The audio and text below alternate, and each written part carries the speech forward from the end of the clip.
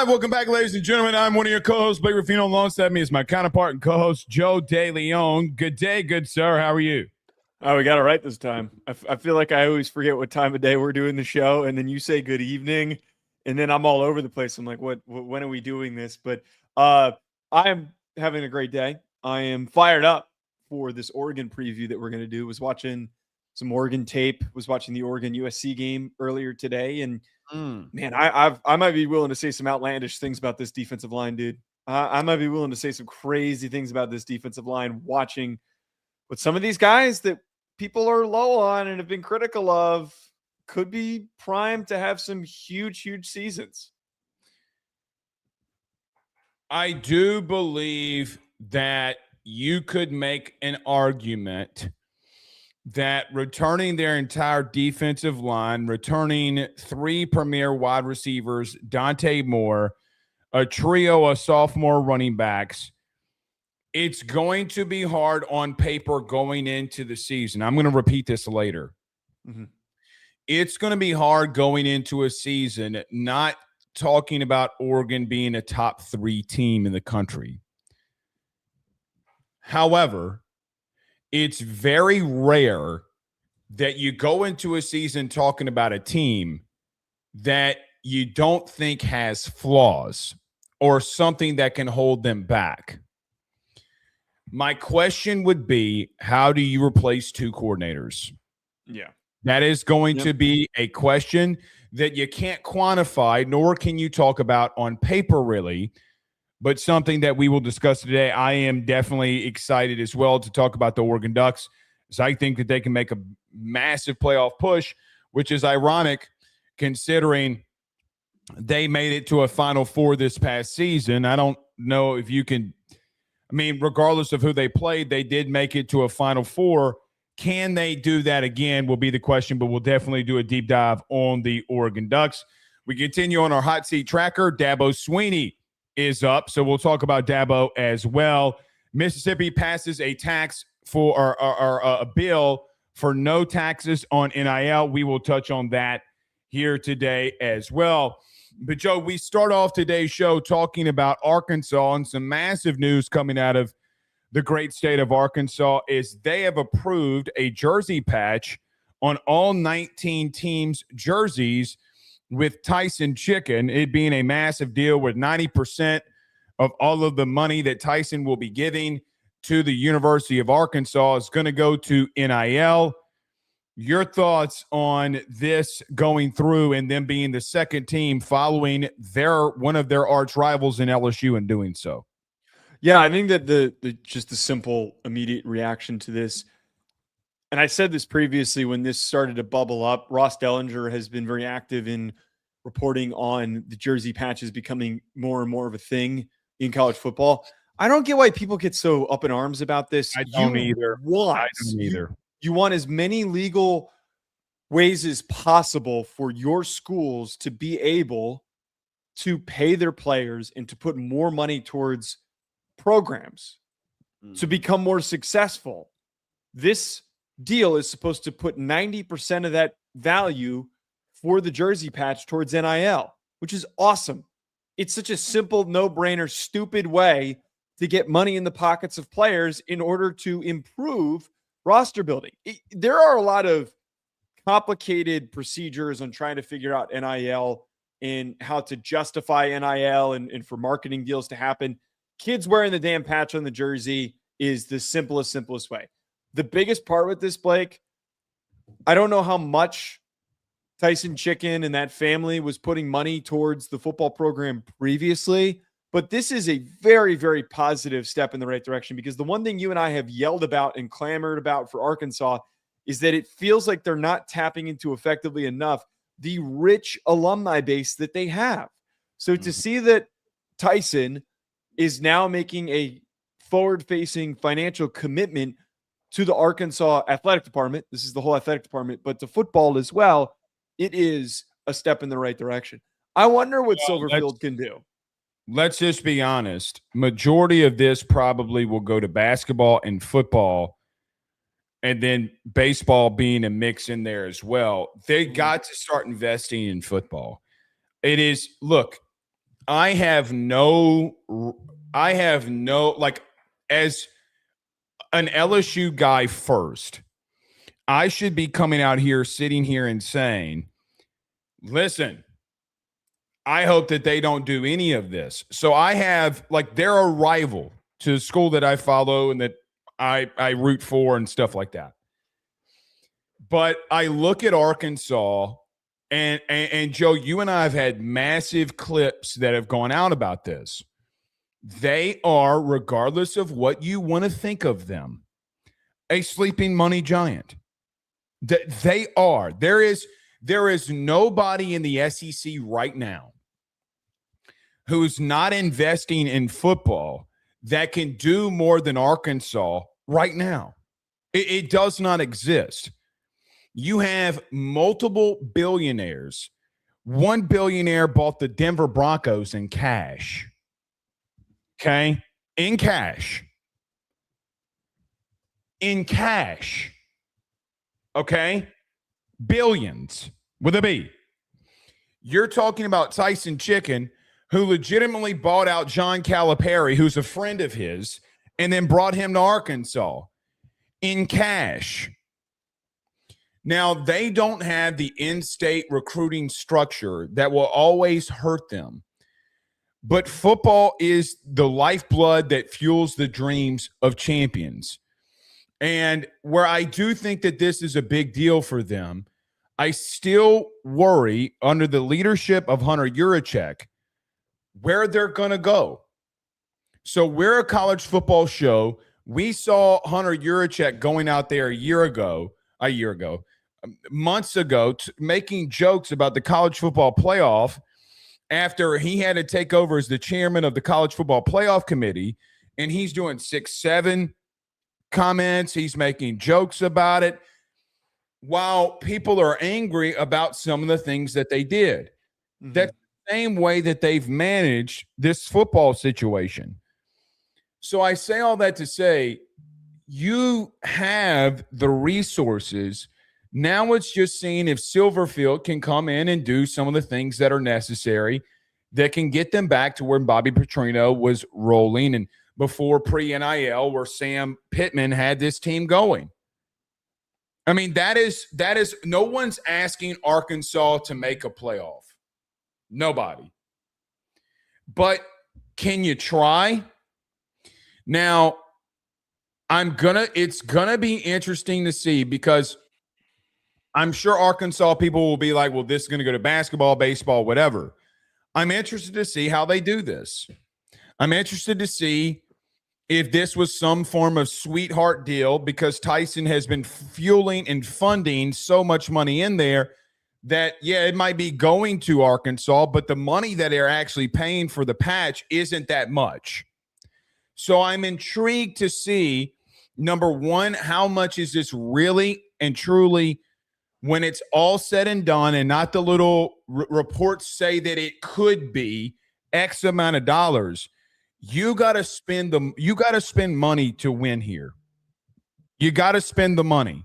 So I'm just going to be interested to see in all this. I think it's a step in the right direction. Again, football is what fuels the dreams of champions. And I just don't know of another school in a Power 4 conference that has the resources that could do this and make a legitimate move that has done so much little with so much that they have to gain with. So I think it's a big deal for Arkansas, but how much money is this really going to generate? And do they give this all to John Calipari, who is a really good friend with John Tyson?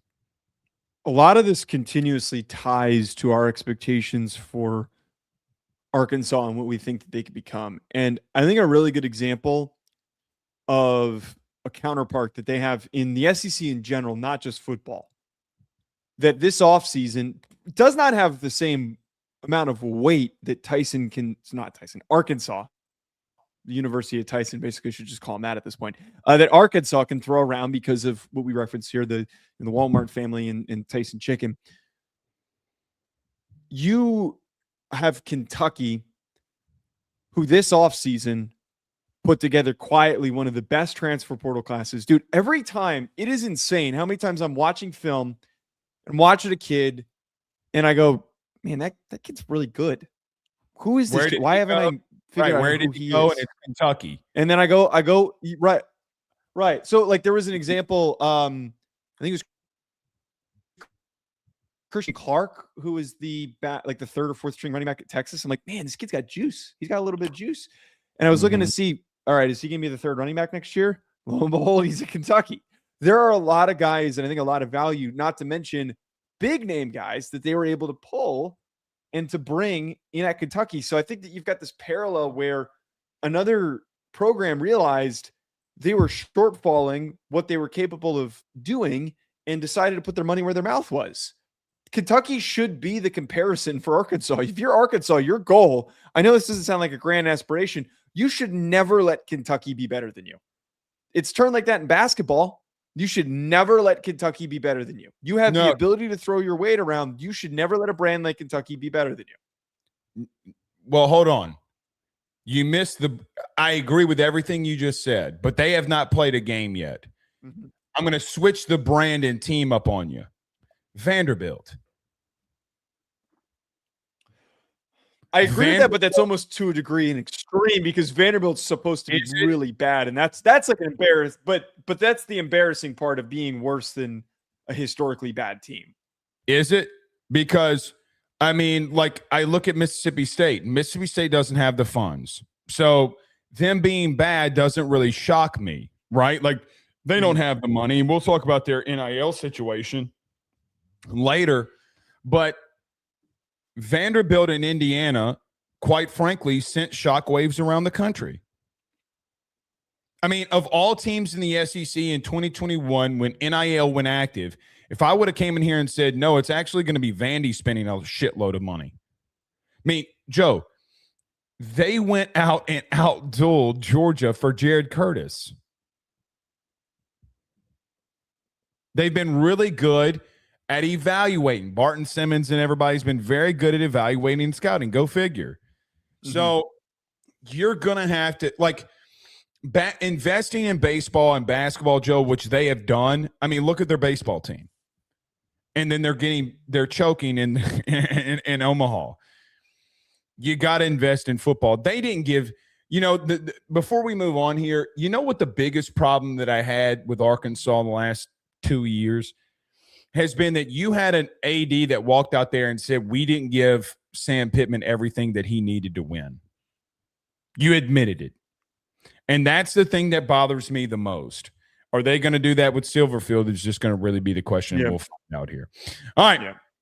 Everyone do us a favor. Hit the like and share. Share to all those groups if you're on Facebook and to all those social media pages.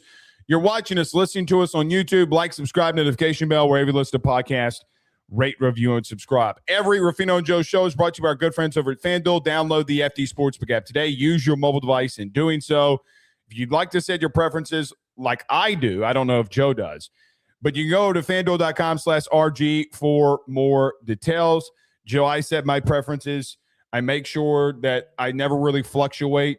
I keep it around the same. I don't want to spend over an X amount of money. That's why we've partnered with our good friends over at FanDuel, because they believe very heavily in reliable gambling. Again, download the app today. If you're in the great state of Missouri, you can do that now as well. We're glad to be powered and partnered with our good friends over at FanDuel. All right, as everyone is hitting the subscribe button and notification bell here, Joe, and we give them a little time to hit that notification bell and that subscribe button on YouTube, we continue on our path in breaking down teams as we do every offseason and doing deep dives on teams. Monday, we did the University of Texas, and now we go to the West Coast, the Pacific Northwest. We go to the Oregon Ducks, who last season finished their season in the playoffs in the Final Four. A lot of big-time pieces are returning. Everybody remembers and knows Dante Moore. You have Evan Stewart and DK Moore and McClellan that are returning. This defensive line that will be returning as well. Joe, when you look at the Oregon Ducks, who will have a lot of big talking points for them and about them going into the 2026 season, what are your thoughts when you look at the Oregon Ducks in 2026? I understand, and I know that you're going to bring up the coordinator stuff, so we'll save that as this conversation unfolds. Blake, a lot of the talking points for expectations for Oregon, it starts with Dante Moore. Dante Moore did a lot of great things last year, but he also had a lot of brutal plays in big time moments. He struggled down the stretch. Biggest games of the year, Texas Tech and against Indiana, both times against Indiana, he struggled. A lot of bad turnovers that really, really cost them. Like, I think that Dante Moore, however, is not the only reason to be optimistic and excited about what Oregon is going to do in 2026. I found myself when I was watching one of their best performances when they played against USC and they played a really good game against them. Two things stood out to me.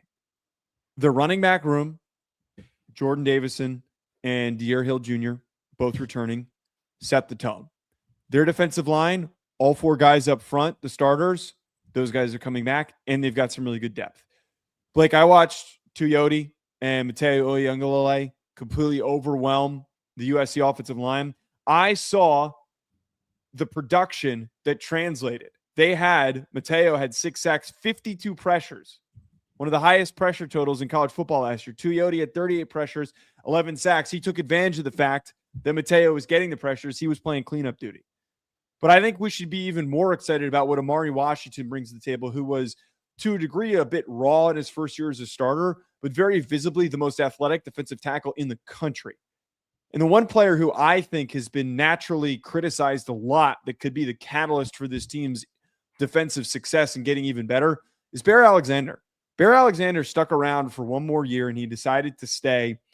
And he could have declared for the draft. He could have done the same musical chairs bit where he decided to leave and go elsewhere like he's done in the past. He's finally staying put. And I feel like over the course of the season, I saw better and better weeks from Alexander. I saw in that USC game when I watched it, he was smothering and overwhelming those guards, man. Those interior guys could not do anything with the power that he brought to the position.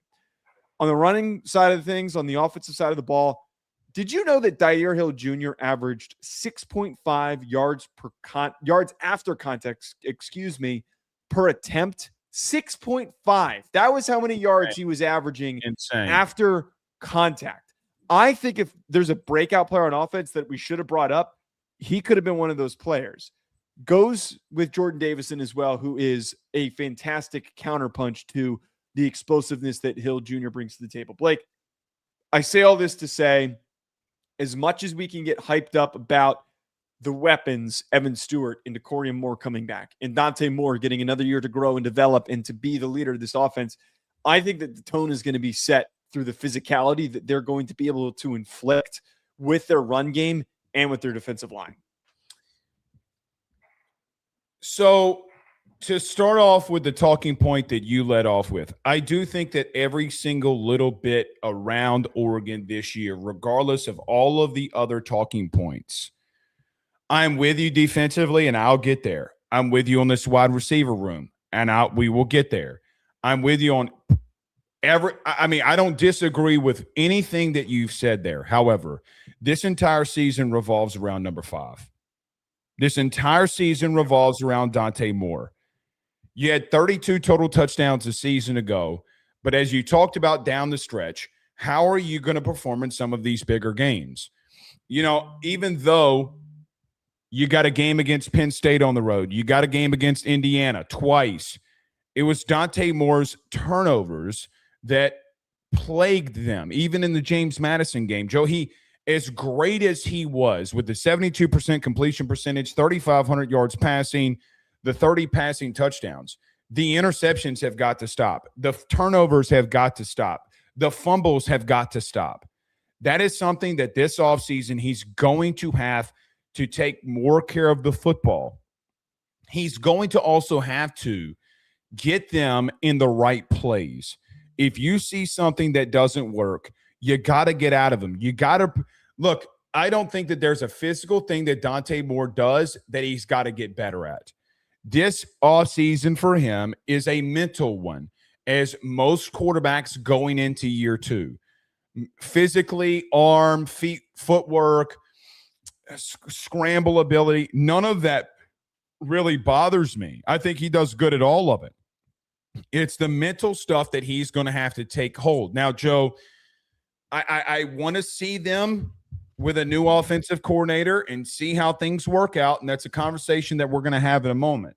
But everything rolls through Dante Moore. You bring up the receivers with McClellan and DK Moore going into year 2, with Evan Stewart returning, with Iverson Hooks being a part of this wide receiver room, who, Joe, I mean, you go down and look at all of the visits that Iverson Hooks had when he went into the portal.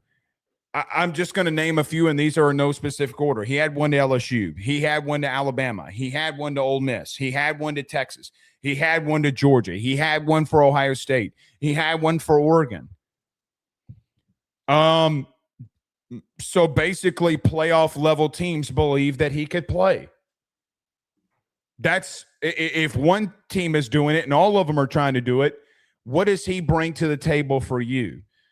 So offensively, you have all of the pieces that you need. You talk about the run game. Now, offensive line is something that we're going to have to keep our eye on. Yeah. The offensive line, you went and got Nacho, who's going to be a true freshman. Does he find a way to start at left tackle? But you went after Jordan Seaton and you missed. You went after some other guys in the portal along the offensive line. You also missed there.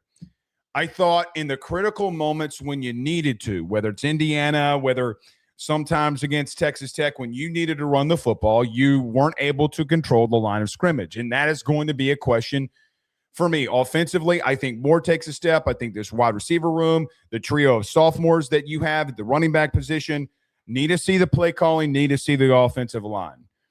But as I turned the page to the defensive side of things, Mateo returns, Bear Alexander, who you brought up, returns, Washington returns, and Tuioti, who I had in my top 5 of edge players because of just the high level of production that he had. You bring back Brandon Finney. And, Joe, defensively, I look at them. You bring in Coy, by the way, too, which is a big, big deal. But I look at them, too, and ask myself the question, you've recruited at such a high level along your defense. What sophomore or redshirted sophomore or junior is going to take a step, Joe, that quite frankly you and I are not talking about? Could you recruited the corner position at such a high level that you had a true freshman on one side. Do you continue to do that moving forward? When we go into the season, you and I will be talking about, is Oregon a national title contender? And on paper, they should be, because they have so much talent. The question that I ask myself is, offensively, I can make an argument. Defensively, with your defensive line and everybody returning and how good you will be along with Brandon Finney, you can make that argument. The only real question that I have for you, really two, does Dante Moore stop turning the ball over at the high level that he did? Mm-hmm. But it's play calling on both sides of the football. Replacing 2 coordinators is not an easy task. It isn't. Like, Joe, when we talk about Saban and the run that he went on, the thing that people were so enamored by was not the level of talent that he had or the things that they did. It was that he could lose a coordinator and the very next year be in a national title game. That was it. Like, you doing everything humanly possible to make sure that your process was still being run. And I think that is going to be an interesting question for Dan Lanning here, as you got to replace both coordinators. And I think that they will be fine. And I'm not saying that they won't, but let's not act like that is not a massive hurdle that you will have to overcome. Now, let me just say this.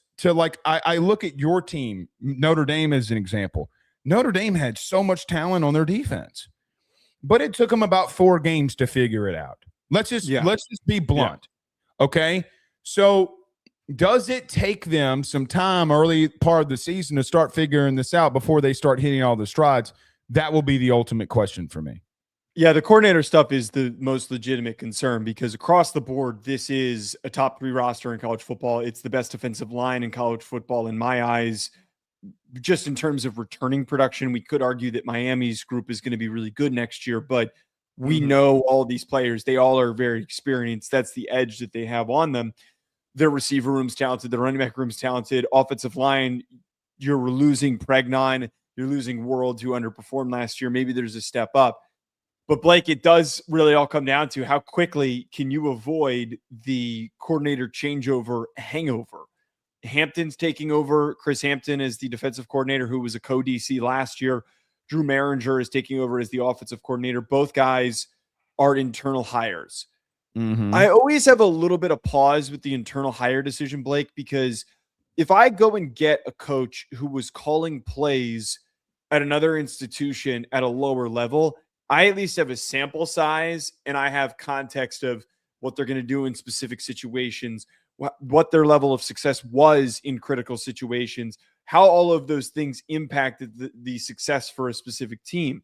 We don't really have the context, at least recently, on Hampton and Maringer to know what they're going to do as decision makers. That is where I have like a lot of holdback on if they're going to be able to hit the ground running. You brought up the Notre Dame example. I mean, that's the best current example because their defensive struggles at the beginning of the year, that derailed them. That completely held them out of getting into the college football playoff because they lost 2 games because of their defense. Right. And they couldn't get into the CFP because they just needed to win one of those games and they were going to go to the CFP.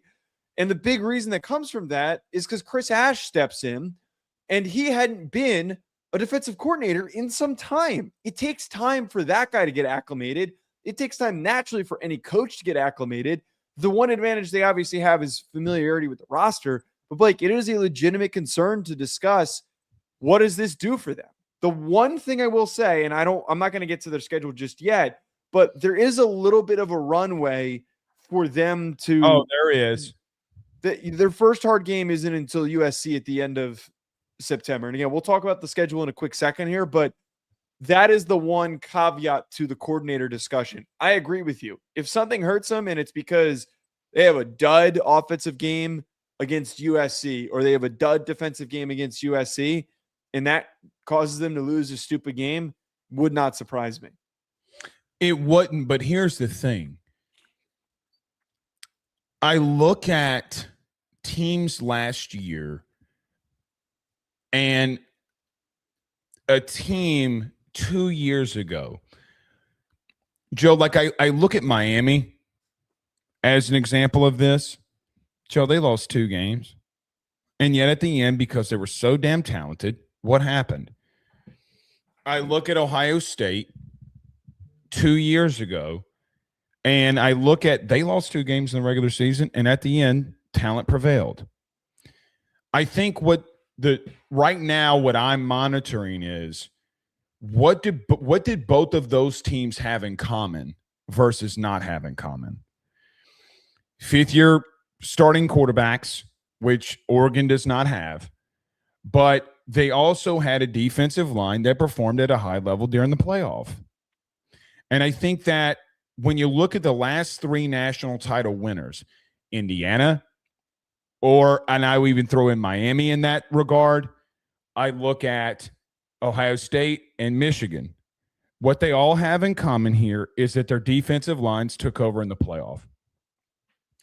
And because you have Mateo, Alexander, Washington, and Toyota, I always almost say Toyota every time, Toyota coming back, that is where I think that they will separate themselves, is because you have all of that high level of production returning, that I look at them and just say that they have the ability to not only be a Final Four team, but they can find themselves in a national title game.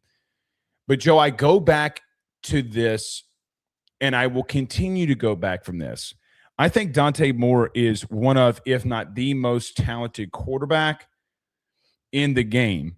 The problem that I have with him, again, you know me better than most. I don't like a guy that's high turnover prone. I just don't. Can he take that step, and can the receiving core around him take that step? I felt like sometimes, Joe, that they had no real explosiveness last year. None. And the 72% completion percentage is because he's having to dump the ball off, because a lot of times you couldn't stretch the ball vertically. McClellan, DK Moore, and Evan Stewart have got to go off here. They need to. You have that level of talent.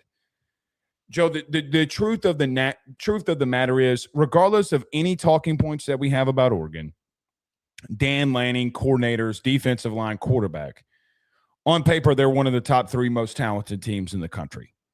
And they have the ability to be there. And I think the expectation for them, and I'm sure Dan Lanning would call this the Nick Saban rat poison, you need to be there. Coordinator replacements or not, Dante Moore returning or not, you have on paper, you're one of the more talented teams in the country. But I end my thought before we get to schedule here.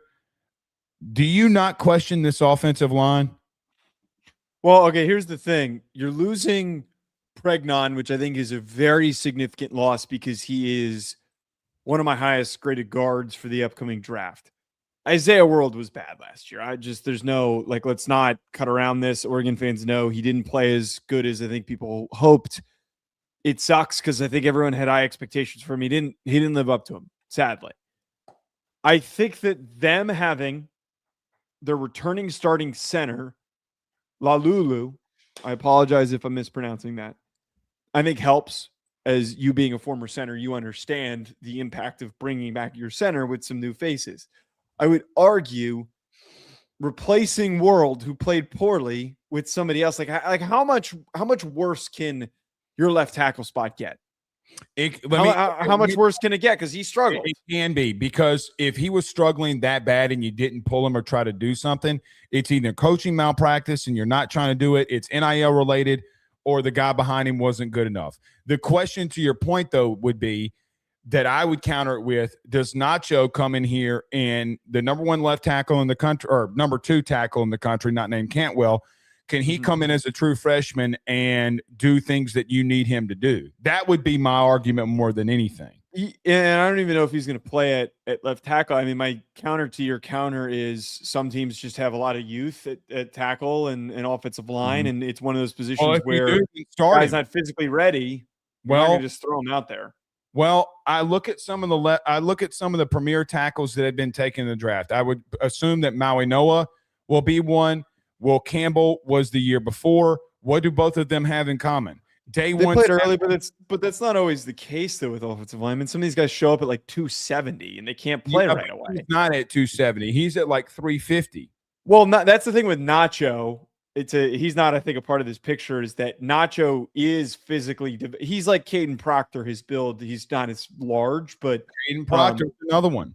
But to the point with Nacho is that he's who was the kid? Fano and Lomu, but those guys didn't start until after their first years. So, but my point with that is that Nacho is somebody who's a true freshman that can start theoretically, even if he's not technically ready. He has the frame. He's built. He's filled out his frame. He's already physically more developed than the typical freshman. So, can I pull up their schedule? And can we go through their schedule really quick? Yep. All right. So, as I did last time and going forward, I have 3 buckets for their schedule. I've got should be wins. Tough matchups basically means that they've got to play their best, but they could end up losing it. And then toss-up game where either side can win. It's a 50-50.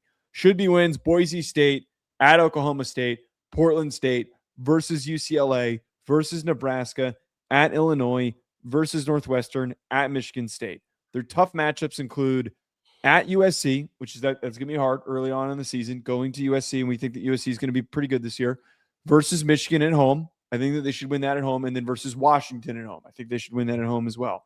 Toss-up game is at Ohio State. You're going on the road. They're looking for revenge from last time that you played and you were able to host them. That one feels like to me that could be the one game that they end up losing because it's a road game. Well, you could also make the argument that Oregon wants revenge for most of these guys who were on that team when they got absolutely embarrassed in the playoff. I'm going to take it a different step than you. You talked about the 2 games really 3 games. I'm going to keep USC out of this for just a moment. Mm-hmm. Joe, I'm really intrigued by this Oklahoma State game with them. Not so much as I think that they're going to lose or that it's even a competitive game. Let me tell you why I'm really looking at it. Because tell me a better matchup for you in a guy from a physiological standpoint that wants to throw the ball with Drew Mestamaker. you're going to win that game, okay? But it shows, number one, the defensive line that you have and things that you can do. They're going to test you. Again, you're not going to lose to them, but I like having teams like this in your schedule early because you're going to get tested. They're going to throw the ball around, and they're going to get the ball out fast and quick, and they're going to throw it all over the place. What I like about that game early is teams normally that run the air raid to perfection can expose some things for you. So we talked about earlier the coordinator situation. Want to find out some things that you have and problems that you have early with a new play caller on really both sides of the ball, not really Oklahoma State that it's going to really worry about for your offensive side of things. Joe, they're going to throw the ball around a lot. And so that, we look at that and go, oh, Blake, they're going to wipe their face in the dirt. Oh, I'm right there with you. But at the same time, you're going to really be able to work out a lot of kinks for yourself early on because they're going to throw the ball a lot. Again, that's where I look at that early in the season. You know why it's significant? Because 2 weeks after that, guess who you play? Another air raid guy. It's USC. And you go to USC. So that is what I look at the schedule and say, you talked about an early runway. You're going to beat Oklahoma State. No one's debating any of that. But from a philosophy standpoint, you're kind of getting a prerequisite of going on the road to USC. That's where I look at this team and say, man, you could really make a statement early, and let's see if they do. But I really like how their schedule is laid out for them. I'm going to throw one other at you, too. I'm really intrigued by what UCLA can do. Probably a little too early for them to hit those strides, it's way too. I don't disagree. I mean, I brought him up with Chesney coming in as a sneaky team, but I'm not. Can he be the one that gets Nico to be what he can be? That's the question that I have. And here's another thing. Who was the coach that got Dante Moore to turn the ball over 3 times? Well, not all those turnovers were his fault. But 2 of them were. 2 of them were. 2 of them. I don't know. I think Chesney's a good coach, but it felt sneaky. They were super self-inflicted, handing that comeback. I don't even want to call it a comeback, but they handed that second half to JMU. They did. I'm not disagreeing with you there. I'm just saying it's a good schedule. Mm-hmm. You don't really get tested a lot early, but you do a little bit late, and it's going to be interesting to see how those things pan out for you. Bare minimum, they should be an 11-win team. I'm going to go 10. I think 10 wins is an underperformance, if I'm being quite honest with you. I do. If you're as good as you think you are, and as we just mapped them out to be, and with the runway that they have with the new coordinators, I think if you go 10-2, I think that's a disappointment with everything that you just brought back a top quarterback in the upcoming draft. I think it's their floor. But again, if we're talking about a floor, I feel like 9-3 is probably more for them to kind of, if you screw up and you lose a game, you're going to screw up and lose to a team that you're not supposed to. Yeah, I agree. You got some teams there at the end that can really test you. Yeah. It's going to be interesting to see how they pan out in those. All right. Let's move forward here. So, Joe, as we continue on another path, we continue with our hot seat tracker. Dabo Swinney is on the block. I think it's funny that both coaches we're doing these for are in the ACC here. We come off of the one with Mike Norvell. I didn't see a lot of pushback to our Mike Norvell from Florida State fans, even though they say, we're not that much debt, and I'm just sending them articles of them being in that much debt. But, Joe, here's an interesting hot seat tracker. Dabo Swinney, 2-time national champion, kind of seems as if right now that the sport is passing Dabo by with the portal and NIL and such. Your thoughts on Dabo Swinney, which seems crazy, being on the hot seat? All right, Blake, if I'm the one making this decision and there's no financial parameters in place, I'm firing Dabo. I am. Blake, it has been a year-by-year regression. The roster was the best that he's had in the past couple of years, and they significantly underperformed. And I think the worst thing that he could have done after that underperformance is put up a dud in the transfer portal, to put up a dud in high school recruiting. Where's the path to improvement? You fired your coordinator, Garrett Riley, and you put all the blame on him, even though he was one of the few bright spots in the coaching staff. Clearly, there was some sort of meddling that was happening there. You didn't give him a running back to effectively run his damn offense. And you're bringing in Chad Morris, who's been a very mediocre coordinator. Here's the problem, though, Blake. And I think that the decision on how Dabo is handled this offseason, I believe it is going to tell us a lot about the ambitions of Clemson. If they keep Dabo around and they choose not to pay the $57 million buyout at the end of the season, to me, it feels like a signal that Clemson is going back to what their original expectations were. To, if things go well, you win 9 games. To not be a national title contender. Like, I think that 9 wins has to be the floor for me to not – it feels like a moot point to say he's going to get fired, because he's not going to. They're not going to spend $57 million. They're not going to. They didn't spend money in NIL, enough money in NIL this year. Why the hell would they spend $57 on firing Dabo Swinney? Because of the fact that they think that they should be spending money and Dabo's not allowing them to, and their fan base wants to move to the 21st century.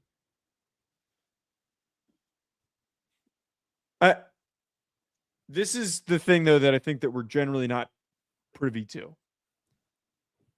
Internally, is this program, this administration, is there a belief that they're not doing enough?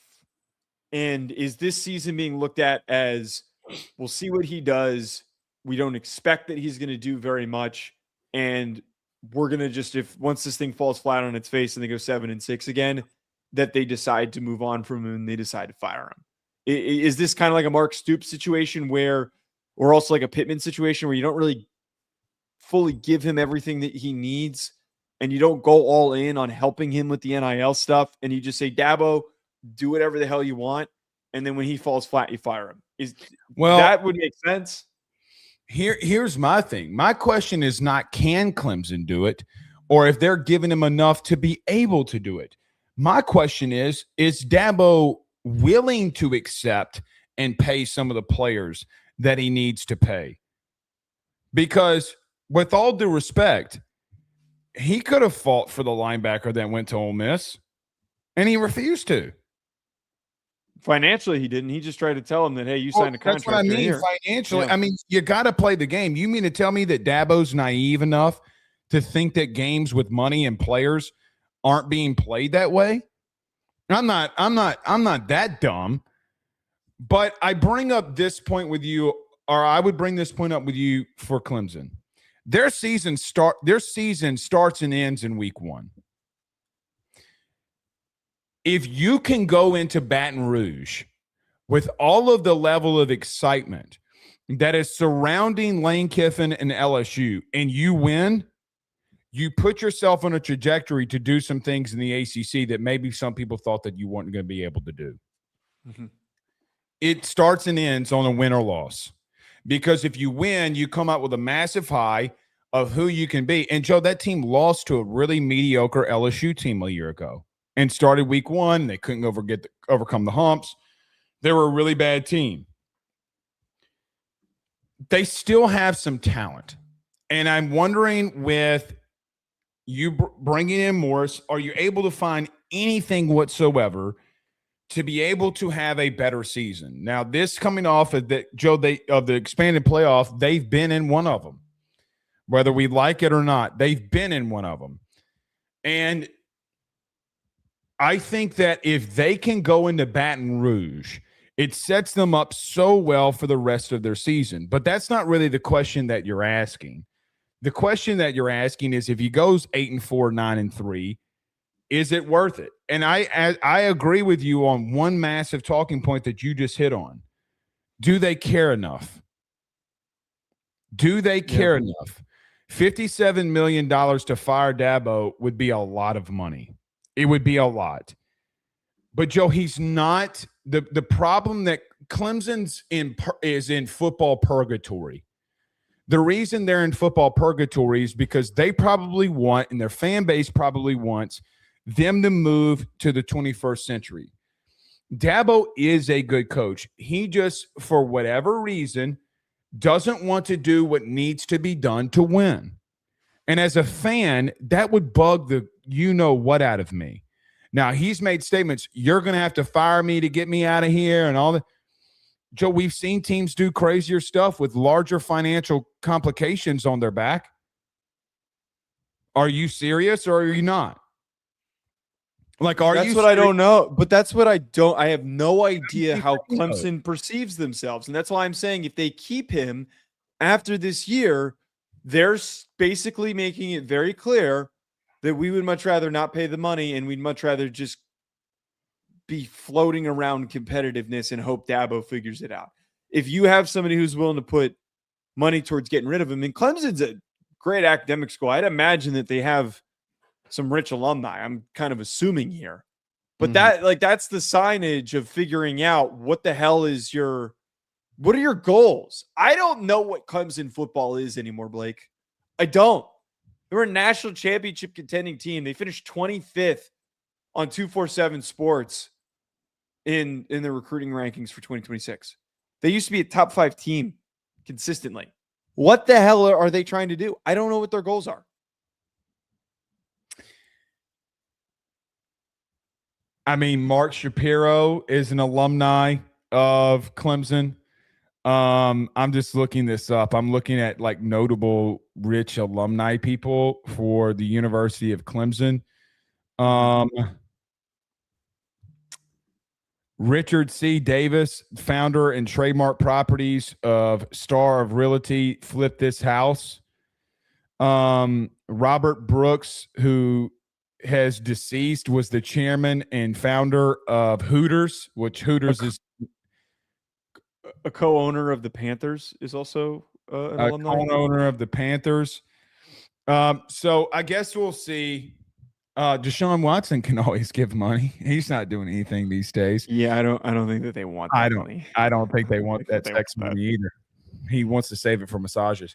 That pervert money.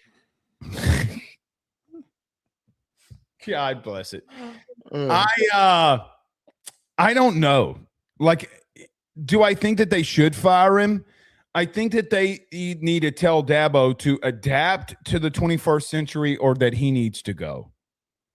Because you're not adapting to what the sport has become. Let me just say this. I understand the principles of what Dabo is preaching. Like, there was another guy who won national titles who said a lot of the same stuff that Dabo did, but he didn't play by the same rules that Dabo did because he wanted to win, and that was Nick. Like, remember when Texas A&M went out and spent all of that money on that massive recruiting class? And it was Nick that came out and said, Jimbo's buying up everybody. And I'm going to tell you right now, you better stop because I'm going to turn this thing on its head. He was saying some of the same stuff that Dabo was saying in principle. And in that principle, he didn't live by some of the words he's saying. He goes, listen, this is the hand that I'm dealt. And Dabo, look, I praise Dabo for living what he's preaching. I think it's very difficult to not live what you not living what you preach. It's hypocritical. However, no one's going to look at him in a bad light when you do some of the things that he needs to do to win, and they're just not doing it. Joe, look at all the guys that are leaving. Now, do you get a late addition with Chandler Morris's son? Do you get Morris to be able to come in? I don't know. But, Joe, they lost their best interior defensive tackle to LSU that was returning in Steph Green. Well, and all their best players are going to the draft as well. Right. Peter Woods and others are going to the draft. I don't know what to think about Clemson, but if you're going to make that commitment and move on from him, then move on from him. But here's the thing. You keep saying, what's the alternative? The alternative is that you just keep losing and basically you're in football purgatory. Yeah, and I think that that's the worst part about this is that they're actually kind of beyond the point of momentum where they're trending downward. So if you have another bad year, is Clemson regarded to be one of the top openings? I would think that considering how many big jobs opened up last year, that theoretically Clemson would probably be a top 3 job if they were to fire him. It just all comes down to like, I mean, it would be between Florida State, Clemson. Think of some others. What are some other? Maybe South Carolina. If Beamer doesn't have a very good year this upcoming season, I mean, we're going to end up going through these hot seat trackers. But I'm trying to think. Like I'm trying to think of the Big Ten. I'm going to pull up really quickly. I mean, could Jed Fish maybe? I mean, I don't know. Unless somebody like left a big job to go to the NFL or something along those lines, it doesn't seem likely. Like Clemson's a bigger job than Iowa if Ferentz were to retire. If Jed Fish left, I think that Washington's a bigger job than Clemson. Wisconsin's going to open up. I would argue brand history-wise, Wisconsin's not far off from Clemson, minus the fact that Clemson just has more. The problem with Wisconsin is I feel like Clemson would want to come out the gate swinging and spending a shitload of money in NIL, and you've had Fickell, and you've done nothing with him. Yeah. You haven't given Fickell the resources he needs. It's the opposite of what Dabo's doing. Fickell's begging for resources, and you're not giving it to him. The SEC is probably not going to have any new major openings unless there's like some sort of a scandal or something, because all of the jobs that would have possibly came open, if anything, a year earlier than everybody anticipated. So there's not many clear-cut, this is definitely going to be a firing this year. So that is what there's uncertainty, which is hence why we're doing these hot seat trackers, because we're trying to kind of make the argument on the other side. The way that I see this, though, Blake, they play at LSU, they host Miami, they host Virginia Tech, they go to Florida State, they host South Carolina. If they go 7-6 again, and that also opens up the table for them to lose a stupid game like they did last year. They did that plenty last year. What would I think if they don't be at the end of the season? What would his buyout? 57. I mentioned that at the end of the season. Yeah, $57 million. That's his buyout. It's huge. It's freaking huge. He signed in 2022, he signed a 10-year contract that pays him $11 million a year. Yeah, but that changes at the end of every year. Is that it? Right? No, that's the buyout at the end of 2026. Oh, at the end of 2026, $57 million. They ain't moving on from him. No, I don't think that they are, but I would think that they would consider it if they go 7-6 again. I think 8-5 probably they'll just go, all right, we'll give you one more shot. Goodness gracious, they're in football purgatory. I feel bad for them. Feel bad for Clemson fans, man. You got teased with outperforming expectations, and then here's the thing. Here's the thing that I just came in my head. Do you James Franklin him? But you would need him to completely shit his pants at the beginning of the year and just melt down, lose to someone you're not supposed to. Year? Do we think that's going to happen again? That's what remains to be. I would think if they were multiple games under 500 at the start of the season, I would argue that who are their first 5 opponents? LSU, and then who else? I didn't write down the full schedule. Their full schedule is LSU, Georgia Southern. I mean, North Carolina, they could end up blowing that one. Okay, hold on now. All right. And they also go to Cal. And we all know that those travel across the country late night Cal games, if that's a late night game, and then the next game after that before they're there's actually a real track here because let me reread this. At LSU, probably a loss. Georgia Southern, probably a win. Could theoretically lose to UNC. Could theoretically lose to Cal because it's a tough road situation. UNC maybe catch them off guard. They get Miami at home, which could be an embarrassing home loss, and then they get the bye week. So that could be you get your teeth kicked in by Miami and you look hapless and lame, and then bye week. That's the time to fire them. You could be in a position where they are they could start the season. What is that? 1-4? 1-4. At least 2-3. At least 2-3 is possible. 2-3. All right, now. $57 million ain't a lot when you're getting your teeth kicked in. You just need one pissed off booster. I don't know who their biggest booster is. I don't either. Better go find some sugar cane or something. That's all I know. All right, before we get out of here, Joe, Mississippi, the state of Mississippi, has passed legislation where there's going to be no tax on NIL earnings. Your thoughts? I know we kind of talked, me and you talked about this earlier. So your thoughts. For context on this, there are 5 SEC schools that either have no state income tax. That includes Texas, Tennessee, Florida. Arkansas has their own no tax NIL earnings bill. Like, this whole situation continues to feed into my narrative that we need national NIL legislation before anything else. Not because it does obviously present a competitive advantage, but forget that for a second. We need to have an established tax or no tax decision on NIL earnings. We need one side of the coin. I personally believe that NIL should not be taxed. I think that it is such a rare specific circumstance. How many 19-year-olds, 18-year-olds do you know that are making hundreds of millions of dollars? Unless you know an influencer that's hundreds of millions. Or sorry, hundreds of thousands. Sorry. Thank you for correcting me. Hundreds of thousands of dollars, some of them $1 million, some of them more than that. Influencers are the only people that would be comparable. Having taxes and expecting these kids to understand how to handle their taxes when getting paid for NIL, which was brought up in the hearings. This was something that was brought up in argument for why there should not be a tax. Instead of these kids and finding out someone's going to jail for skirting taxes because they didn't know how to file them, I think it is a fair assertion. If you're going to have taxes on NIL, I think that for state institutions, there should be a law that requires some sort of guidance, some sort of school handling of taxes for these kids. They're not getting paid as employees. The argument of saying that they're being paid as employees, therefore they should be treated like employee wages, the 1099.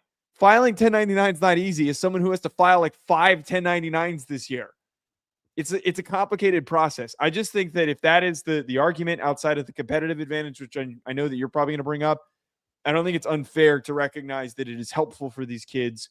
And if we're doing NIL to help young men who would not be able to come into such money if they weren't, being in this position to play football and be as good at football as they are, I think that we should continue to help them with some sort of tax relief as well. With great power comes great responsibility. Okay.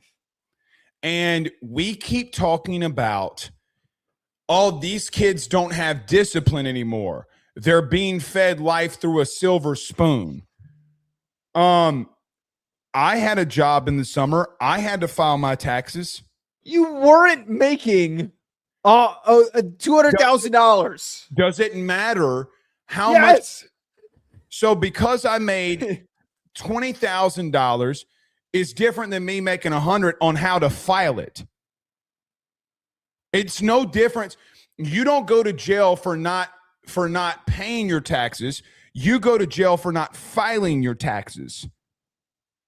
That's how this works, because they give you leniency on how you pay it back. This is a joke to all of business owners, to all of the people who are being asked to give money to NIL that don't get tax breaks, regardless of what state does what. It's a joke, because then you should be giving businesses who are actually generating true revenue for your institutions, which football players and other sports do, because look what happens on Saturdays throughout the fall. If you're getting paid that level of money, then you should have the responsibility of paying it. You didn't have a problem with hiring and figuring out who your agent should be. Now, let me tell you another thing. Let me tell you why this is a big deal. It's a big deal because now agents in the state of Mississippi can forge things in income that they're taking in. It gives open abilities to tell guys, hey, man, why don't we do this inside the state of Mississippi so we don't all get taxed on this? So it feels overtly complex. I don't know if that how is it complex? You're saying that like somebody at another school could theoretically. I get paid a percentage off of your net earnings. Why am I not going to generate you and bring you inside the state of Mississippi if you're going to get paid higher wages so that I make more money as an agent? Are you saying that you're going to pressure and push players to wait, no. Also, hold on. Okay. These guys pay their agents pre-tax regardless.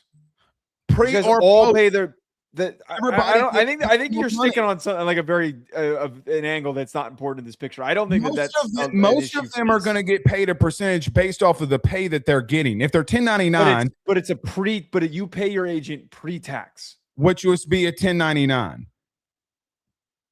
Yeah, but so I just don't understand. I think we're getting distracted. We're getting distracted with a completely separate issue. Pay your taxes.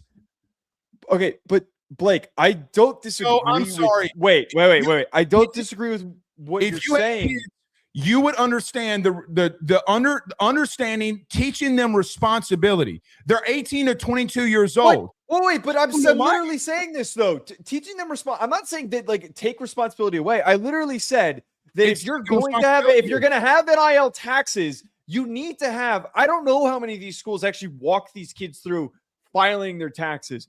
I feel like a good majority of them probably don't. And to your counterpoint on hiring agents, some of those guys don't make the right decisions. Some of them make impulsive decisions on hiring agents because it's the first guy that they talk to, or it is somebody who just sold them a bill of goods. And I'm not going to pay my taxes. What's going to happen to me? You're not an athlete. You're also not 19 years old and not understanding on how this works. That they play in. So why don't I get the same exemption? I'm just calling upon either have no tax or have some sort of helpful procedure for these kids in order to properly file them. It was a legitimate concern to bring it up that a lot of these kids probably don't know how to do it. Okay, so then let's just take the process away from them because they don't know. I'm not suggesting that has to be the solution. I'm merely stating that this is why, like, this all comes back to what I said at the beginning of this of like, if we have national legislature, we can enforce nationally instead of doing it state by state. That's where this gets all problem why we sit here and end up arguing over this stuff. Joe, they're not. Can you let me? There should be some sort of a parameter in order to help these kids learn how to file their taxes. That's all I'm saying. Hiring an agent. Agents don't walk you through that. Agents don't do that. They don't care that much. I have an easy solution. Their parents, whether I know that you could say you and I both know that a lot of kids across the country, and we both played with guys from vast economic backgrounds. When we played in college, there are a lot of guys filing taxes. Joe, that's not what I'm saying. Knowing how to handle filing a 1099 for a gigantic sum of money is a lot more complicated than just. I don't even know. I'm not an accountant. I don't know how this stuff works. Then call one. I'm not that you're overly assuming. You're overly assuming that a 19-year-old could figure out how to do this. Joe, I used to be 19. You weren't making $200,000, $300,000. There comes a level of responsibility that when you're making that much money, that you need to have that responsibility. We keep taking responsibilities away from kids that are making a shitload of money. You know what you can do? Here's a great concept. You're getting rewarded for everything everybody else went through, what you did not get. And it's a slap in the face that you can't figure it out. It's a slap in the face. It's not a slap in the face. I'm just asking for them to be recognized that they should be helped. Like, is that so crazy? No, but you can get what you're saying is give them help. I don't disagree with that. Give them and provide them help. But the bottom line is taking a responsibility away from them. Guess what it doesn't do? Help them at all. Guess what? Pause. Let me tell you something. Just because they don't pay the tax doesn't mean that they don't have to file them. They're still going to have to file their taxes. Because filing and paying are two separate things. They still have to file their taxes. So you're still going to have to go through the process either way. I'm not stating this argument to say that they shouldn't have to file tax. So if anything, actually, you kind of actually support my argument, because on both sides, there is no potential outcome where they misfile and they make a mistake, which it's easy to misfile. And Blake, also, to be perfectly clear here, to assume that they'd be able to figure this out when there are plenty, I have heard a million horror stories of guys with their surrounding circle of family members and individuals that move to where they live with them and then pull out of their bank accounts and just take money from them. They might tell them, "Oh, go talk to my buddy Rick or Tom or whatever. He'll help you figure it out." And that guy could not be in a. I'm just saying that there are negative spheres of influence around these guys that could completely mishandle these things. If there's no tax on NIL for 3 years of performance and play, is it really so bad? But here's the other part about. Wait. Here's the last part about this. Like, a lot of these. This isn't stupid. A lot of these guys have short windows. Most of them are not going to go to the NFL. Vast majority of them will not play in the NFL. Why is it so wrong to allow these guys to capitalize on the financial? They're already capitalized. They're making hundreds of thousands of dollars. They're getting taxed out the damn ass. They're getting the amount of money that most of these guys end up seeing ends up not being really that much money. Okay, with all due respect, this is to be a little personal here. I make over 6 figures. So do I have the responsibility to file and pay my taxes? Yes or no? But you don't have a 3-year window in which you make that money. No, but I have 2 children.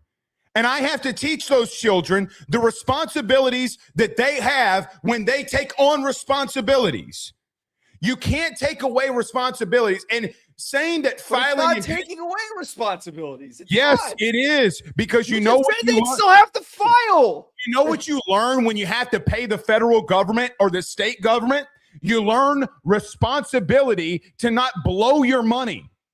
That you have to have things set in place that set you up for financial future. And you talk about people being around them that are doing bad things to them. I'm sorry for them, but guess what? True life comes at you and at a very fast pace. So stop with this. 19-year-olds to be able to handle those situations effectively. If somebody's stealing from them, I feel bad for them. Get away from them. If your mother is pulling money out of their, and I've heard a lot of stories of guys like this where their mothers and fathers will just take money out of their accounts. However, if I am a business owner, how is it my prerogative that business owners aren't 19? They're in their 30s and 40s and 50s. They've been around and they failed and they've succeeded before. Because a 19-year-old's making hundreds of thousands of dollars, I have to reap paying taxes, and they don't because of some benefit. You're making it too personal, though. You're Blake. Here's the other business owners around the country aren't going to take this personal. Blake, here is the one layer to this that we have not discussed. We are 1099 employees based on I mentioned earlier. I have like 5 1099s. You know what I have to do? I have to be careful to not spend a chunk of the amount of money that I make every single month. Because at the end of the year, because I need to pay that money in taxes. You are not an employee. You're not a W-2. Wait, you are not a W-2. I'm not a W-2 employee. I am not getting paid and my taxes are getting pulled out. I need to make sure I have a certain percentage of those. Can you let me finish? You have a certain percentage of your monthly salary that I need to be prepared to pay at the end of the year. Okay.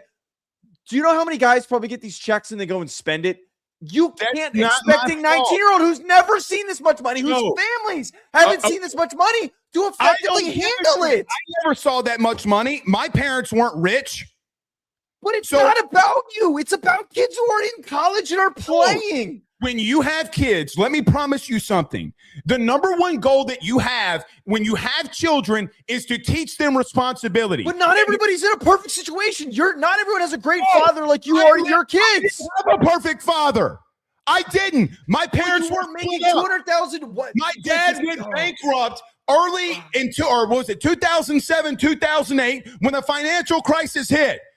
When everything was going on, my family got destroyed.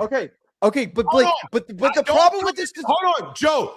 Don't come at me with these sob bitch ass stories of kids going through shit when other people go through shit too. But Blake, the problem with this whole conversation that we're having is you're making it overtly. It doesn't need to be personal. Your situation is so different than these student athletes. Joe, how does my father there's no protection for them? And things going through in 2007 when I was senior, not the same as what others go through. People go through life. And you know what we had to all do? We all had to pick ourselves up, tie our bootstraps, and learn fucking responsibilities. But that has nothing to do. I fully recognize, man, that's a difficult situation, but that has nothing to do with what I just explained here. If a kid is 19 years old and he doesn't understand the premise of at the end of the year, I have to pay taxes, and nobody tells him, then what the fuck is he supposed to do? You figure it out. It is your responsibility when you get paid that level.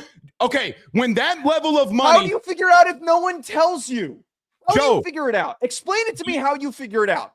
Yeah. Explain it to me. I asked my mom or my dad, when I got a 1099 in the mail in January, what am I supposed to do with this? Or I ask a coach or somebody, what am I supposed to do with this? And they say, you got to file your taxes. But if you spent all of that money already, then that's their fault. What are you supposed? It's their fault. And let me just tell you something else too. If you spend all that money, what a great responsibility. The first time that I filed taxes in my life, I had to borrow $5,000 from my parents because I did blow it all. But guess that's $5,000 compared to theoretically $100,000 of taxes. But you don't have to pay. You can go on a payment plan through the IRS. Filing and paying taxes are two completely different things. You're expecting a kid who would fuck up their taxes to then do a payment plan to understand how that works? Pause. You mean to tell me that players in the NFL that are 22, 23, 24, 25 aren't doing things that blowing money? That's why so many of them are bankrupt. The NFL hasn't even figured it out. And now you're saying, what are they doing? What are they doing? They're also having guys go bankrupt. But they're employees. They're getting taxed differently, first of all. Sure. Second of all, the NFLPA has a structure in place. They have a structure in place. Then why are financial education? Okay, then why are guys like Antonio Brown and others not filing their taxes in the middle of a season and it's coming up? Those structures have cracks in it, though, doesn't it? But I'm not saying that the structures are perfect. I'm merely stating that there is at least some sort of a support system in place. Sure, and kids and people are going to do what they want. It's not our responsibility for them having to learn life lessons because this is a life lesson. This argument's too far gone. No, it's not. I don't think that it is. You know what? What? If you don't want them to pay taxes, that's one thing. Well, you know what else you should do? You should give the people that give money to NIL tax exemptions. I don't disagree with that. I don't think that's a And why aren't they doing it? I think that should be the next step. I mean, why is that? I don't think that's implied. I would argue, just like there's business, you can file advertising and marketing as a business expense. First and foremost, that should be. First and foremost, let me say something personal. One of my best friends in the entire world had 4 clients that are brand new this year. He's a financial advisor. Okay. He has one of the biggest financial advising firms in, I'd say, of all of Louisiana. He signed 4 of the top premier kids in the Gulf Coast. What do you think that the first conversation when they got a check was from him? But that is good. That is an effective, responsible process. Okay, but having a financial advisor is a smart thing to do. But how did that happen? How did they get financial advisor? Did he recruit them? Did somebody recommend? High school coaches knew exactly where this was going and told them what they are going to come into and what they need to go through. But not everyone has that, Blake. And again, just because everyone doesn't have it doesn't mean anything. You got to teach some level of responsibility that welcome to life. I think that a lot of this is my final point on this, and I'm out of responses to this. Okay. I think that a lot of the reasons, to your point, where NFL guys go bankrupt is because we are approaching guys too late in the process on teaching them how to handle this stuff. It is not your typical young kid in their 20s learning how to file their taxes and getting their first job and working their way up. It is a gigantic funnel of money that is being dropped into their laps. There's some kids who have great family backgrounds and coaching support systems from their high school coaches and financial advisors and whatnot that are smart enough to learn how to do it. Some are business majors and understand what it goes into. There are plenty of kids across the country that do not have the same types of support systems. And I'm merely stating that if you're going to tax kids, there at least needs to be some sort of structured walkthrough for them that is required by law in order to show them how to do it. That's all I'm asking. The school should be required to have a course on, all right, guys, we're paying, you got your NIL check, put 30% away towards taxes, and we're going to show you how to file your taxes, and you're going to learn how to do it. I agree. I'm asking that should be a requirement. I agree with Kevin Winslow in the chat, by the way. Not that the Blake's right or anything. He went to war at 18. He went to war. If we're going to allow an 18-year-old in this country to go to war, filing taxes is by far the least of the things that we should worry about. Did you think that he understood his responsibility at 18? But I just think that we keep using extreme unrelated counterexamples that aren't really tied to the talking point that I'm bringing up. I like going to war. Good on you for going to war, but like, I'm thank you for serving our country, your country. But changed from 18 to 21 on drinking. Do you think that there was a lot of underage drinking? That's not over the top. They understand their responsibilities. I just don't think that these things are directly like related. I don't think that they are. Joe, with all due respect, when you become a teenager, 16, 17, 18 years old, you got to understand the responsibilities of what goes through life. You have to. But to expect them to overnight understand it, I think, is unfair. No one overnight understands it. You're implying that, though. So you basically are saying that they need to misfile their taxes and owe the IRS a shitload of money in order to learn how to be responsible. I'm telling them that if you're going to get paid large sums of money, you better be responsible with it. All right, I'm keep just repeating the same stuff, so I'm out of counterpoints. We've gone 20 minutes too long. Well, it doesn't matter. We'll see y'all again on Sunday while Joe and I cool off here. He's mad at me. He's not even talking to me. I'm not. Sorry, I'm getting hit with a bunch of see y'all Sunday. Emails. Peace.